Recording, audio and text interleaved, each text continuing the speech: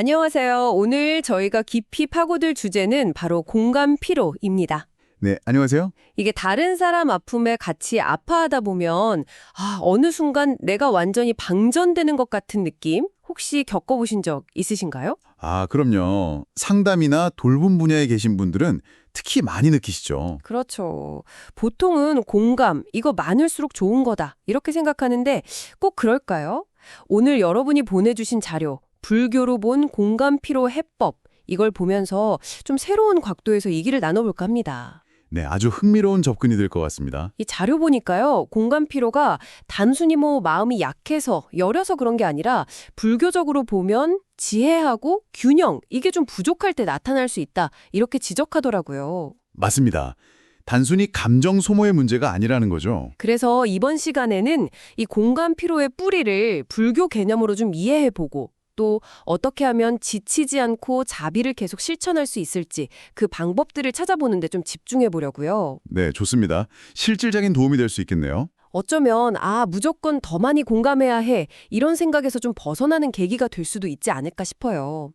자, 그럼 한번 풀어가 볼까요? 네, 보통 보면 공감을 잘 못하거나 아니면 하다가 지치면 내가 부족해서 그런가 이렇게 자책하기 쉽잖아요. 그렇죠. 자기 탓으로 돌리기 쉽죠. 그런데 자료에선 이런 식의 좀 무분별한 감정이입, 이게 오히려 괴로움, 그러니까 불교 용어로 두카라고 하죠. 이걸 키우는 집착, 우파다나 이어질 수 있다고 경고하네요. 네, 그 부분이 아주 중요합니다. 핵심은 공감의 양이 아니라 그 질, 다시 말해 지혜로운 견해와 균형이라는 거죠.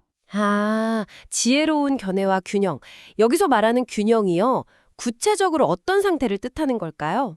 그건 바로 자비, 카로나, 그러니까 타인의 고통을 덜어주려는 마음을요, 지혜, 빠냐, 그리고 평정, 우페카와 함께 잘 조율하는 겁니다. 자비, 지혜, 평정. 이 세 가지요. 네, 여기서 지혜는 특히 연기, 파티사삼 뭇바다, 그러니까 모든 현상이 원인과 조건에 따라서 서로 의존해서 일어난다는 이해, 그리고 무아, 아나따, 즉 나라는 어떤 고정된 실체가 없다는 통찰, 이런 걸 포함하고요.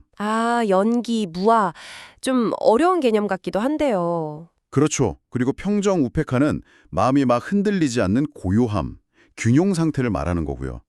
이 세 가지가 함께 딱 작동할 때 그걸 지혜로운 자비라고 부르는 겁니다. 그럼 그 연기나 무아 같은 개념이 이 공감 피로를 더는데 구체적으로 어떻게 도움이 되는 건가요?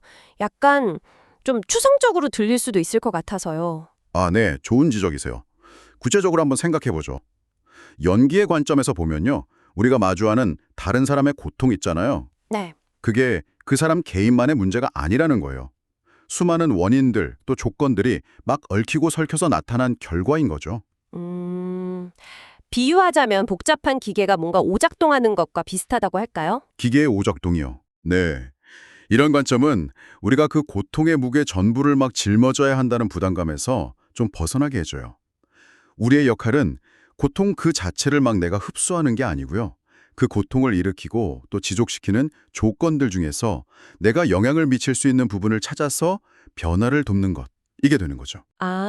고통 자체를 떠안는 게 아니라 조건을 바꾼다? 그렇죠. 그리고 무아의 통찰은 여기서 한 걸음 더 나아가서 나라는 이 돕는 사람 역시 고정된 실체가 아니고 또 타인의 고통을 온전히 내가 대신 짊어질 수 있다.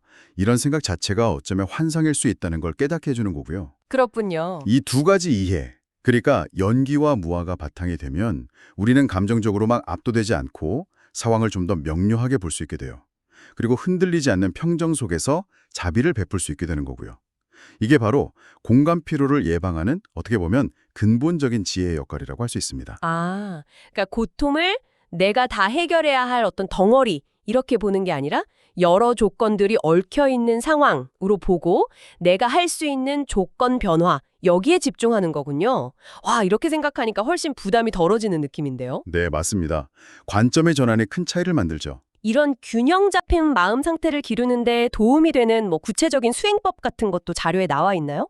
아까 말씀하신 것 중에 사무량심이라는 개념이 좀 중요해 보였거든요. 네, 아주 중요한 개념이죠.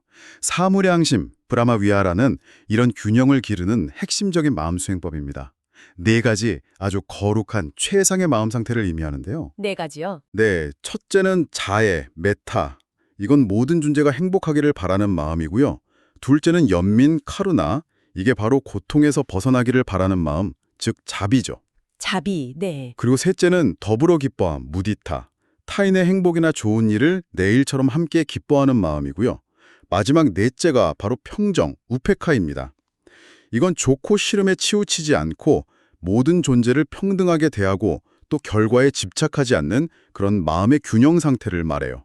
자애, 연민, 더불어 기뻐함, 평정. 네, 여기서 진짜 중요한 건 이 연민, 즉 자비가 우리를 막 탈진시키는 공간 피로로 흘러가지 않도록 하는 안전장치 역할을 하는 게 바로 이 평정이라는 점이에요. 아, 평정이 안전장치군요. 그렇죠. 그리고 또 타인의 고통에 너무 압도되거나 반대로 너무 냉담해지는 걸 막아주는 게 더불어 기뻐함, 무디타고요. 이 네 가지가 함께 잘 작동해야 건강한 자비가 가능한 겁니다. 네 가지가 함께? 그래서 자료에서 제시하는 8단계 로드맵 있잖아요. 그중 두 번째 단계가 바로 이걸 실천하는 방법인데요. 좀 힘든 상황에 부딪혔을 때 의식적으로 당신과 내가 고통에서 벗어나기를 자비 이렇게 생각한 다음에 이어서 각자는 자기 행동의 결과를 책임진다. 나는 내가 할 수 있는 것을 하고 결과는 조건에 맡긴다. 평정 이렇게 마음속으로 되뇌는 연습을 하는 거예요. 이 두 마음을 한 쌍으로 사용하는 거죠. 자비와 평정을 짝으로 쓰는 연습이라. 이건 당장이라도 좀 해볼 수 있겠는데요? 네, 아주 실용적인 방법이죠. 그런데 자료에 보니까 근접한 적이라는 표현도 있더라고요. 이게 되게 흥미로웠어요. 마치 아군인 척하는 적, 스파이 같은 건가요? 자비에도 가짜가 있다는 뜻인가요? 정확합니다. 스파이라는 비유가 딱 맞네요. 연민의 근접한 적은요, 미움이나 증오 같은 그런 명백한 반대 감정이 아니에요. 겉보기에는 아주 비슷해 보이는데 실제로는 해로운 마음 상태를 말하는 거죠. 겉보기엔 비슷한데 해롭다. 예를 들면요. 대표적인 예가 지나친 동정심이나 연민에서 비롯된 집착 같은 거예요. 이건 뭐랄까, 상대를 내가 꼭 도와줘야만 하는 아주 불쌍하고 무력한 존재, 이렇게 딱 규정하는 시각에서 출발하는 경우가 많아요. 아, 불쌍하다. 내가 꼭 도와줘야 한다. 네, 이런 마음은 결국 돕는 사람에게는 과도한 책임감하고 소진을 가져오고 도움받는 사람에게는 의존성이나 자존감 저하 같은 걸 유발할 수가 있어요. 서로에게 별로 건강하지 못한 관계가 되는 거죠. 그렇죠. 서로 힘들어지겠네요. 자료에서는 이게 왜 생기냐 하면 고통이라는 게 여러 조건에 의해서 발생한다는 그 연기적인 실체를 제대로 보지 못하고 타인의 고통은 곧 내가 짊어져야 할 무거운 짐이다. 이렇게 실체화하기 때문이라고 분석합니다. 고통을 어떤 덩어리처럼 생각하는 거죠. 아, 실체화. 그 근접한 적에 빠지지 않으려면 그럼 어떻게 해야 할까요? 단순히 마음가짐만 바꾸면 될까요? 물론 마음가짐의 전환이 중요하죠. 하지만 거기에 더해서 구체적인 노력과 행동이 같이 가야 합니다. 여기서 정정진, 쌈마 바야마, 즉 올바른 노력이라는 개념이 중요해져요. 정정진, 올바른 노력이요? 네, 이건 해로운 마음 상태는 미리 예방하고 이미 생겼다면 버리려고 노력하고 반대로 이로운 마음 상태는 아직 없다면 일으키고 이미 있다면 잘 유지하려고 노력하는 것을 의미해요. 그러니까 해로운 건 줄이고 이로운 건 키우는 노력. 그렇죠. 자비심을 내는 것 자체는 이로운 노력이잖아요.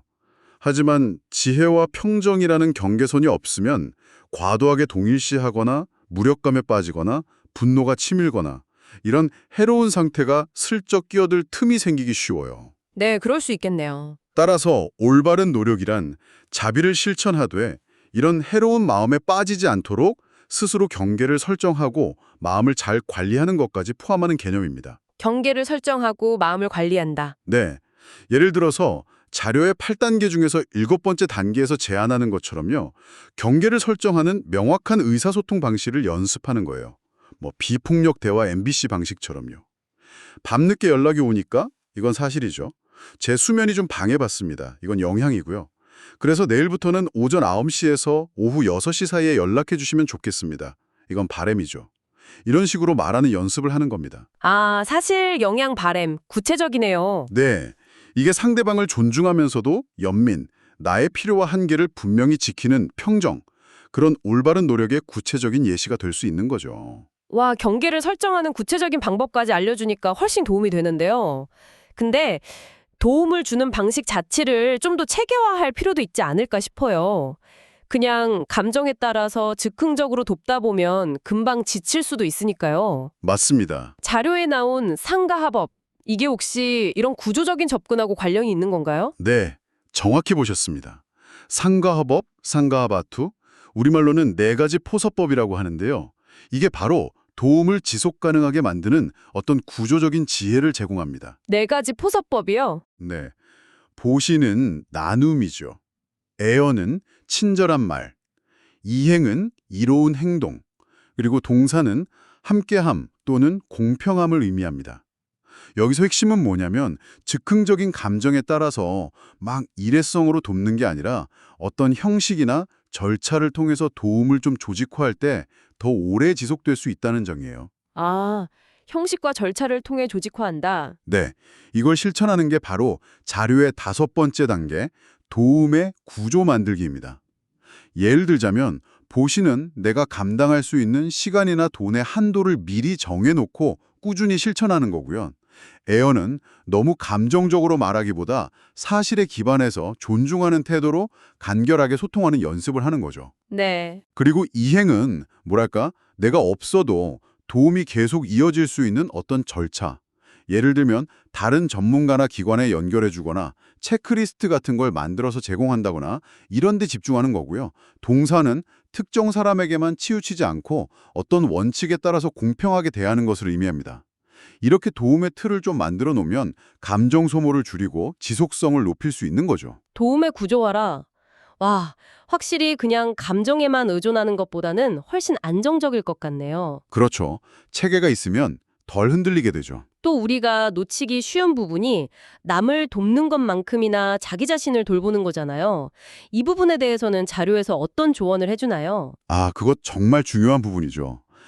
6번째 단계로 자기 자신에게도 자해를 보내는 것이 강조됩니다. 나 자신에게 자해를요? 네.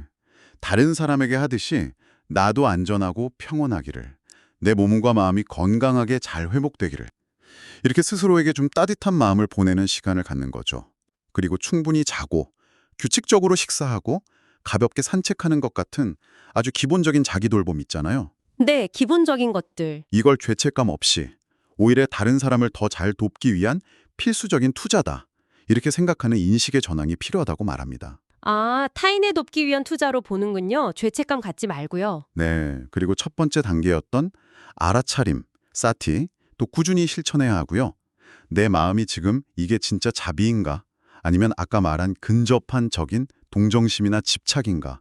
몸에 긴장 신호는 없나? 이런 걸 계속 관찰하는 거죠. 계속 알아차리는 거군요. 네, 그래서 신호가 감지되면 즉시 잠깐 멈추고 심호흡, 예를 들어 4초 들숨, 2초 멈춤, 6초 날숨 같은 걸 통해서 몸과 마음을 이완시키는 습관을 들이는 게 좋다고 합니다. 그렇군요. 와, 정말 단계별로 구체적인데요. 알아차림, 자비와 평정 연습, 경계 설정, 도움 구조화, 자기 돌봄, 다 중요한데, 그럼 실제로 도움을 주는 행동은 어떤 방향으로 나아가야 할까요? 아까 조건 바꾸기를 잠깐 언급하셨는데, 조금만 더 설명해 주실 수 있을까요? 아, 네. 그게 3번째 단계인 함께 아파하기를 조건 바꾸는 행동으로 번역하기입니다. 이게 바로 연기적 관점을 실제 행동으로 옮기는 건데요. 예를 들면 3가지 방향이 있어요. 3가지 방향이요? 첫째는 해약 중단시키기, 부당한 요구나 괴롭힘 같은 게 있다면 멈추도록 요구하거나 필요하면 신고하는 그런 행동이죠. 둘째는 이익 증진시키기, 필요한 정보나 자원을 연결해주거나 어떤 절차를 안내해주는 행동이고요.